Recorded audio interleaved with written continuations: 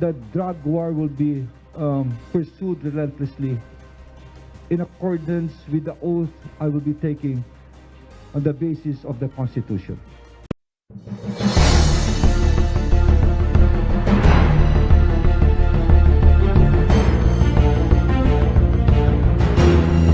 The war against drugs will be as intensive as before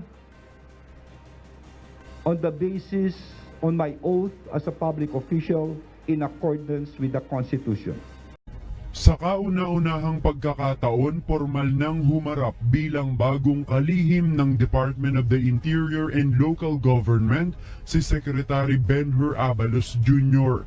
Dito inilatag ni Abalos ang detalye ng kanyang mga plano sa DILG at isa na rito ang pagpapatuloy ng war on drugs na una nang napasimulan ng Duterte administration.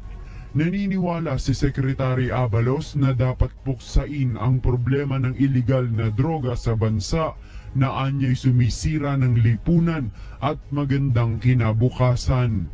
Pero di tulad ng nakaraang war on drugs na naging kontrobersyal dahil sa usapin ng umano'y paglabag sa karapatang pantao, tiniyak ni Secretary Abalos na magiging patas at naaayon sa batas ang kanilang kampanya kontra iligal na droga.